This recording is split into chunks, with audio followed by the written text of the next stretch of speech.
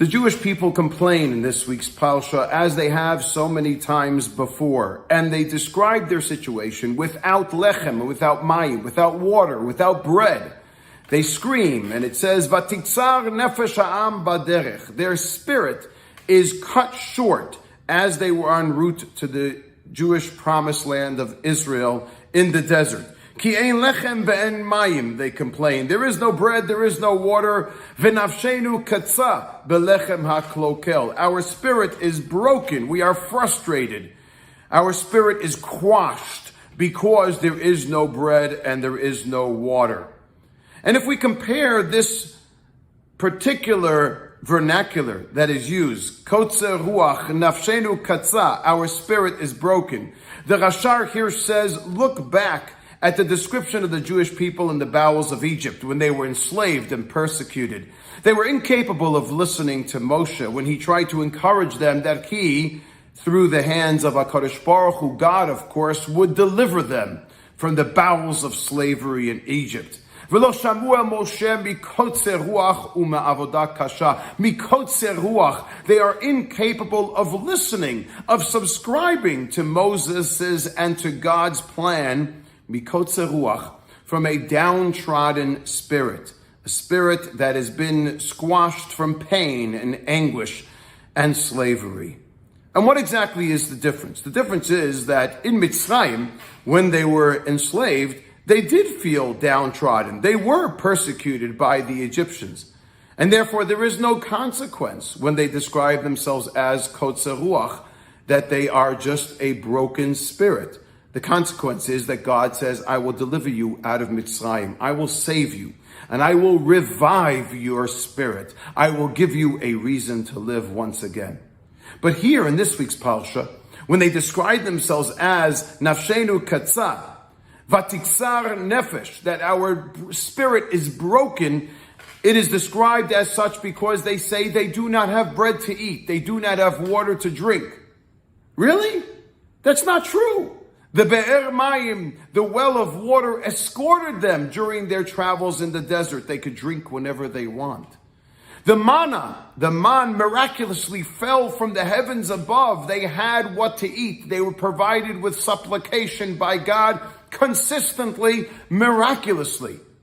It's just that they are now expressing a state of frustration. We're not happy with what we have to drink. We're not happy with the menu. We're not happy with what we have to eat or the way that it is provided for us, regardless of the fact that it is miraculous in of itself.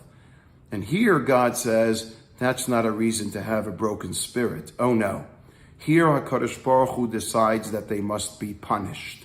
Whereas in Mitzrayim, because they were enslaved, God decides that they must be saved.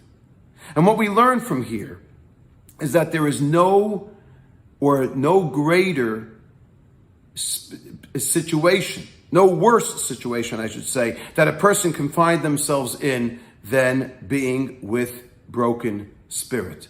Kotzer ruach.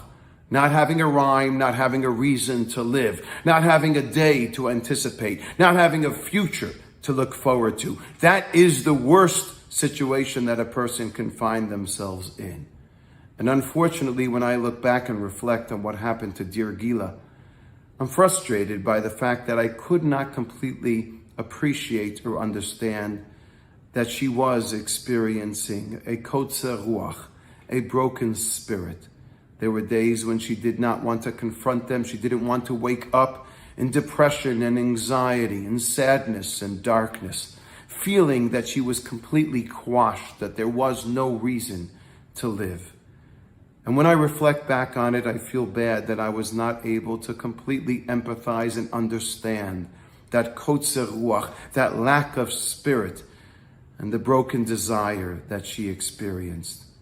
And so the only answer that I have is to do or to follow God's lead, kaviyachol, in suit. And that is to deliver others from Mitzrayim. When there are so many people around us, unfortunately, who experience a kotzer ruach, a broken and downtrodden spirit, the answer has to be to deliver them from the bowels of slavery, to bring them and help them and empathize with them and sympathize with them, and perhaps show them that there is a reason to live, that there is the ability to revive and reconstruct and rejuvenate that spirit, so that they never have to experience kotzer ruach again. And now, my spirit many times is broken in grief and bereavement when I reflect upon the loss of our dear, sweet daughter.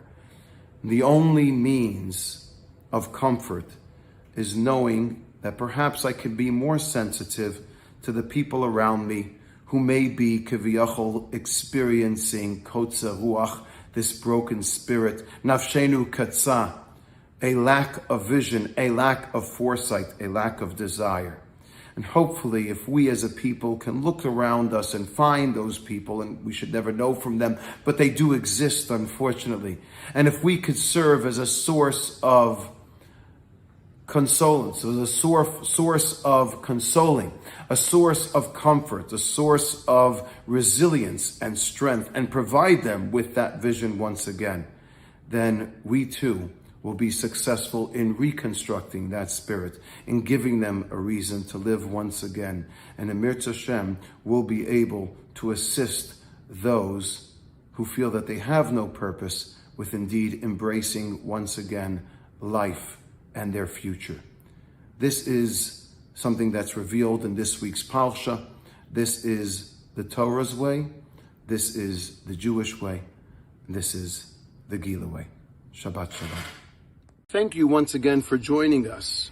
Please remember to consider subscribing to the page below and send me your comments. I will get back to you. Have a great day.